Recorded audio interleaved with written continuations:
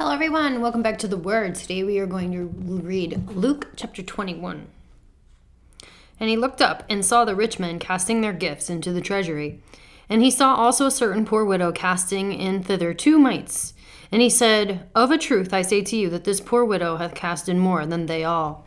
For all these have of their abundance cast in unto the offerings of God, but she of all her penury hath cast in all the living that she has had.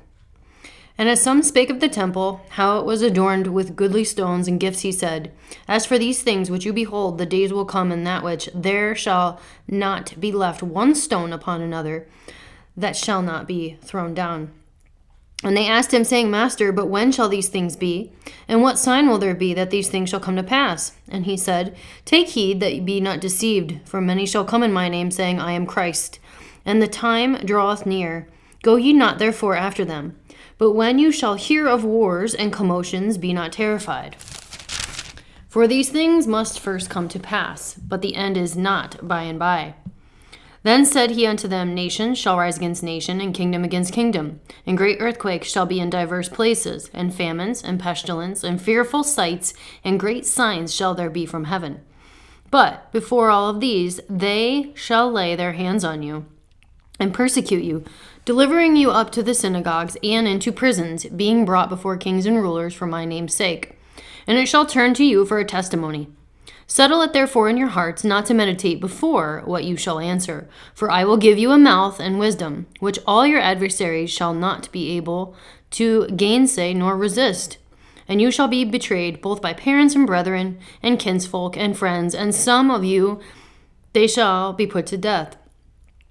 And you shall be hated of all men for my name's sake, but there shall not a hair on your head perish. In your patience possess you your souls. And when you shall see Jerusalem compassed with armies, then know that the desolation thereof is nigh.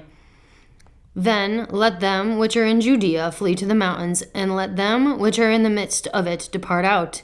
And let not them that are in the countries enter therein too. For these by the days of vengeance, that all things that are written may be fulfilled. But woe unto them that are with child, and to them that give suck in those days. For there shall be great distress in the land, and wrath upon this people.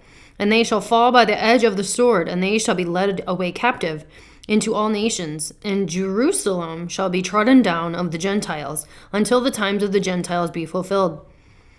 And there shall be signs in the sun, and in the moon, and in the stars, and upon the earth distress of nations, with perplexity, the sea and the waves roaring, men's hearts failing them for fear, and for looking after those things which are coming on the earth. For the powers of heaven shall be shaken. And then shall they see the Son of Man coming in a cloud with power and great glory. And when these things begin to come to pass, then look up and lift up your heads, for your redemption draweth nigh. And he spake to them a parable. Behold the fig tree, and all the trees. When they now shoot forth, you see and know of your own selves that summer is now nigh at hand. So likewise ye, when you see these things come to pass, know ye that the kingdom of God is nigh at hand. Verily I say unto you, this generation shall not pass till all be fulfilled. Heaven and earth shall pass away, but my word shall not pass away. And take heed to yourselves, lest at any time your hearts be overcharged with surfeiting and drunkenness and cares of this life, and so that day come upon you unaware. For as a snare shall it come on all of them that dwell on the face of the whole earth. Watch ye therefore and pray always, that you may be counted worthy to escape all these things that shall come to pass, and to stand before the Son of Man. And in the daytime he was teaching in the temple, and at night he went out and abode in the mount that is called the Mount of Olives. And all the people came early in the morning to him in the temple, for to hear him. That's the end of Luke chapter 21. Come back next time for chapter 22.